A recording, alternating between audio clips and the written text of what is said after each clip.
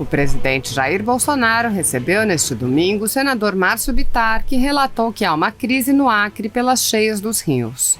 O presidente mandou uma mensagem ao povo acreano quando afirmou que pretende ir ao estado na próxima quarta-feira. Assista. Olá, amigos. Hoje, domingo pela manhã, mais uma vez o presidente abre a agenda para nos receber, junto com o ministro Ramos, para tratar do problema que o Acre vive. Dezenas de famílias já estão ilhadas, cidades como Serra Madureira, Tarauacá, Cruzeiro do Sul, Rio Branco, e o presidente tem uma palavra de alento e de apoio à nossa gente. Sabemos dos problemas através do senador Bittar, estamos agindo e na próxima quarta-feira, se Deus quiser, estaremos no Acre. Olá, amigos. Gratidão se demonstra.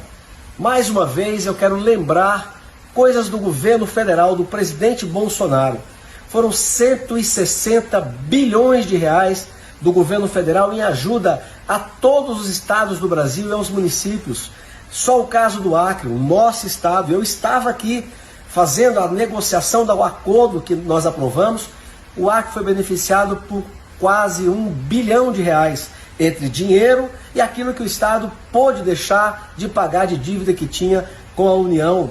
Mais de 68 milhões de brasileiros receberam o auxílio emergencial. No caso do Acre, foram mais de 200 mil famílias que receberam de 600 a 1.200 reais. Fora as emendas, os extraordinários que eu arrumei, que os outros parlamentares arrumamos.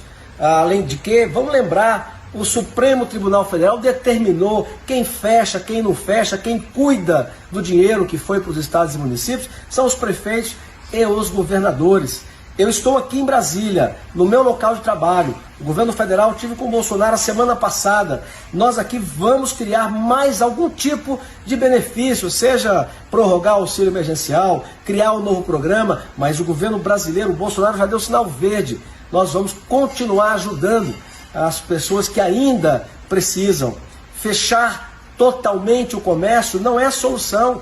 A economia é vida, emprego é vida, dignidade, o desemprego a faz aumentar, todos os problemas da saúde. Existem alternativas inteligentes para não fechar a economia. Quero mandar um abraço ao meu governador Gladson Cameli, ao líder do governo na Assembleia Legislativa, Gélida Diniz, e pedir aos integrantes do nosso governo, não sejamos ingratos com aquele que tem nos ajudado tanto. Um abraço, fiquem com Deus. Dos deputados e senadores, diz claramente que nós somos invioláveis nos votos, palavras e atos, opiniões. É claro que a gente tem sim o direito de externar as nossas opiniões, as nossas palavras, os nossos atos também. Se nós estamos participando de alguma atividade como essa aqui e externamos a nossa opinião, nós não estamos apenas falando em nosso nome, nós estamos falando em nome daqueles que nós representamos, que são os eleitores. Então, para isso é que existe a eleição de representantes do povo. E exatamente em função disso daí, para terem uma ideia, nesse momento a gente está discutindo, eu estou com 2 volumes aqui, que são as minhas razões de defesa que estamos apresentando à Procuradoria-Geral da Câmara, assim como a deputada Bia também tem as dela, e vários outros deputados, porque tivemos o sigilo bancário quebrado, acusados de estarmos apoiando manifestações antidemocráticas. Nada a ver com isso daí. Primeiro que não apoiamos, e se tivéssemos apoiado, teríamos todo o direito, assim como cidadãos, não somente como deputados. E a acusação de que a gente fez uso de verba parlamentar, de verba pública, para a divulgação da atividade parlamentar, também é uma coisa furada, porque todos têm essa verba, ela está legal, ela está legalizada, reconhecida, e não tem motivo de estarmos sendo atacados. A agressão que é feita à Câmara dos Deputados e ao Senado Federal com esse inquérito 4828, ela precisa ser contestada, porque ela pode ser o começo de muitas coisas. A gente tem preocupação quanto a isso, e a nossa liberdade de expressão, ela precisa continuar acontecendo. E lembrando que nós também tivemos o cerceamento da liberdade de imprensa, quando alguns blogs, que é a mídia não tradicional, também tiveram seus materiais apreendidos e estão impedidos de fazer uso da palavra, externando aquilo que as pessoas que assistem a eles, elas possam ouvir e ver o que eles estão fazendo. Então a gente precisa sim ter muito cuidado com isso, e mais preocupação agora, deputada Bia, com o PL das fake news, esse PL 2630, que está chegando aqui na Câmara, que já chegou na Câmara, e que a gente tem uma preocupação sim, porque ele pode cessear a nossa liberdade de expressão, não somente do deputado, dos brasileiros como um todo. A Constituição existe para isso, a gente precisa fazer com que a vontade do povo, que é soberana, ela sim é soberana, ela seja cumprida. A gente lamenta, não é uma agressão às instituições, pelo contrário, talvez algumas instituições estejam sendo agredidas quando o presidente da República nomeia alguém e é impedido por um ato monocrático de um integrante de um outro poder. Essa é a realidade que a gente está vivenciando, e a gente quer hoje aqui fazer um chamamento que mais deputados e senadores possam se juntar a nós para que a gente possa estar juntos nessa discussão em prol da nossa liberdade de expressão, liberdade de opinião, liberdade de imprensa e também da nossa inviolabilidade como deputados federais. Alguém mais quer falar? Obrigada. Se você continuar falando, você quer cercear a minha palavra. Bom, boa tarde a todos. Obrigada por estarem aqui. A nossa intenção é a gente lembrar ao parlamento, né, a cada parlamentar aqui, que essa prerrogativa da inviolabilidade da palavra, do voto, da opinião, ela é garantia da própria democracia. É ela que garante o exercício do nosso mandato. E nós estamos aqui para representar o povo. Então, nesse momento, é preciso que a gente separe qualquer ideologia, qualquer inimizade. O que nós temos que pensar é que essa prerrogativa de cada um de nós. Então, nós não podemos concordar até quando um adversário político nosso tem essa sua prerrogativa ceifada, porque isso acabará por atingir a todos, a qualquer um dos parlamentares. E além dessa nossa prerrogativa, é muito importante que a gente lembre que estamos aqui para representar o povo, e a voz do povo que está também ameaçada com esse projeto que a gente chama da censura. Ninguém sabe o que são fake news. Fake news, como disse o grande Guilherme Fiuza, é o que quiser que seja, é qualquer coisa. E nós conclamamos, inclusive, a imprensa, que não faz parte desse projeto, mas pode vir a fazer por uma emenda de qualquer parlamentar. E também os senhores poderão ter a liberdade de vocês ameaçar. Então vamos nos unir nesse momento pela liberdade de expressão, que é pilar de qualquer democracia. Muito obrigada. Eu vou passar agora para o Eduardo Bolsonaro. Boa tarde. Eu queria aqui não ser repetitivo, então somente agregar que o artigo 53 da Constituição sofreu uma alteração através de uma emenda em 2001. Até então, o texto constitucional dizia que deputados e senadores são invioláveis, civil e penalmente, por suas opiniões, palavras e votos. Para que não houvesse qualquer tipo de dúvida, essa emenda acrescentou a palavra quaisquer. E hoje temos o texto que todos os deputados e senadores são invioláveis, civil e penalmente, por quaisquer opiniões, palavras e votos. Mais claro do que isso, meus caros, impossível. E a única arma que nós temos à nossa disposição para poder trabalhar através da outorga que nos foi dada, através do voto popular, é a nossa fala.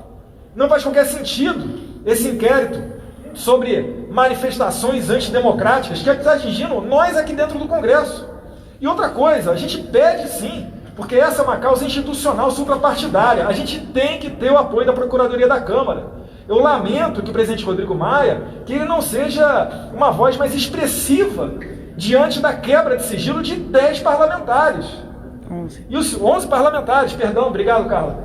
Isso daqui, não se enganem, amanhã vai para cima de vocês da imprensa.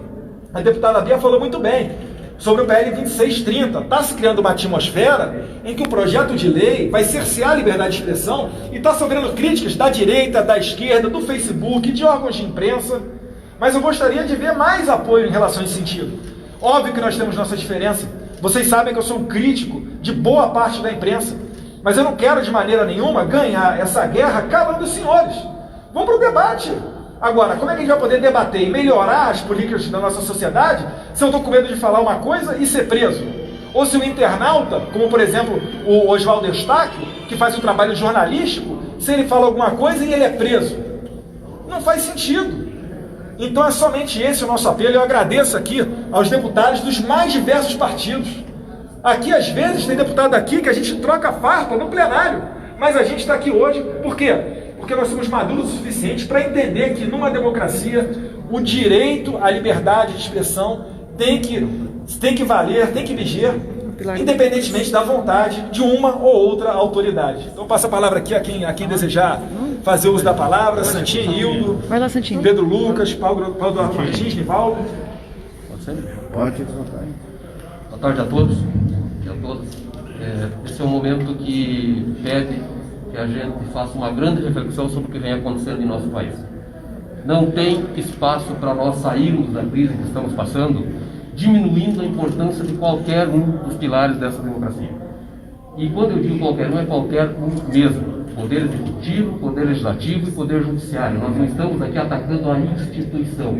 O que nós estamos falando é de comportamento. A ninguém pode ser dado o direito de manchar a imagem de uma instituição a partir do ato dos seus integrantes. E nós, do Parlamento, nós que recebemos a procuração para trazer a voz daqueles que estão clamando por justiça, estamos aqui hoje dando total apoio a esse ato que está sendo promovido pelo deputado General Girão, pela deputada Bia Kiss e por todos aqueles que se sentiram injustiçados nesse processo. Nós não vamos abrir mão de defender as prerrogativas desta casa e também de lutar pela nossa democracia. Paulo. Quem mais? O Paulo. Jornalista. Boa tarde a todos. Além de reiterar tudo que assinar, aliás, subscrever tudo que já foi dito, eu quero chamar a atenção para a gravidade do que está ocorrendo. Quando a inviolabilidade dos deputados, das opiniões, posições e votos, ela é relativizada, o que está ocorrendo no fundo disso como resultado é a inviabilidade do próprio parlamento, que, como por definição, é o lugar onde a sociedade se manifesta através de seus representantes eleitos. Então, quando essa manifestação ela pode ser alvo de criminalização, o parlamento sim está sendo viabilizado e sua ação está sendo limitada para quem interessa no momento. E a gente não pode permitir isso. A casa não está devidamente atenta ao risco, ao que representa realmente todo esse movimento que está ocorrendo. Nós não podemos ser defensores das prerrogativas parlamentares ou da liberdade de expressão por conveniência. Nós temos que ser defensores dessas duas coisas por princípios. Defender a liberdade de expressão quando a gente concorda com o que está sendo dito é uma beleza. Eu quero ver defender quando a gente não concorda com o que está sendo dito, mas luta para manter o seu direito daquele de dizer. E esse é o ponto. Tudo isso envolve um movimento maior. É aqui no parlamento, é também as iniciativas legislativas que vêm ocorrendo e também interpretações judiciais a respeito de outros casos que a gente já vê pipocar em primeira instância, como no Rio de Janeiro. O juiz acabou de dar uma decisão dizendo que o réu, ele extrapolou o seu limite de liberdade de pensamento. O que é isso? Então, o PL que fala de fake news, o popular PL das fake news, ele mira primeiro nas redes sociais, mas ele acaba atingindo a liberdade de expressão. E quando atinge a liberdade de expressão, atinge aqui do parlamentar, atinge das pessoas que são usuárias das redes, atinge de vocês, profissionais de imprensa, qual eu também sou. E que se a opinião agora que incomoda é aquela que está nas redes ou a que está na tribuna da imprensa, logo será aquela que está nas bancadas dos telejornais, nas páginas de opiniões dos jornais ou nas colunas de revistas. Esse movimento não tem que ser só desses parlamentares. Aqui eu acho que a gente apenas representa muitos que têm interesse nisso, que não suportam um ambiente de restrição de liberdade de expressão, e esse alerta serve a todos os brasileiros, especialmente aos profissionais que sobrevivem disso. Muito obrigado. Além de reiterar o que os meus colegas falaram, eu queria dividir com os senhores um sentimento que hoje é meu, mas amanhã pode ser de cada um dos senhores ou de alguns dos senhores. Eu tive o meu sigilo bancário e telemático, nem sabia que existia isso, quebrados, por conta de um tweet. Eu pergunto aos senhores, até que ponto isso não pode chegar até os senhores jornalistas, até o povo? Eu, como deputada federal, embasada em todos esses argumentos que meus colegas disseram, tenho tido medo, nas últimas 2, 3 semanas, de me manifestar. Uma representante do povo brasileiro com medo de se manifestar. É até esse ponto que a gente quer chegar? Daqui a pouco isso pode atingir os jornalistas. Já está atingindo o povo. Eu clamo aos senhores que, por favor, deem voz a esse apelo que a gente tem feito aqui. Porque a gente não está defendendo os nossos mandatos só, ou essa instituição. A gente está defendendo o pilar principal da democracia, que é a liberdade de expressão e de pensamento. Muito obrigada. Talvez a ideia seja que esse primeiro movimento de hoje, dessa semana, ele possa se repetir todas as semanas agora, com a adesão de mais deputados e senadores, inclusive também, porque também tem senadores que pensam como nós. Não podemos nos calar, como falou aqui a deputada Carla, não podemos nos calar, não vamos nos calar. Essa é a grande realidade. A gente vai enfrentar isso aí, porque nós acreditamos que a democracia, para existir, tem que ter esses pilares como sendo obedecidos. Nenhuma ditadura será boa para o Brasil, muito menos se for uma ditadura puxada por ações judiciais. Muito bem.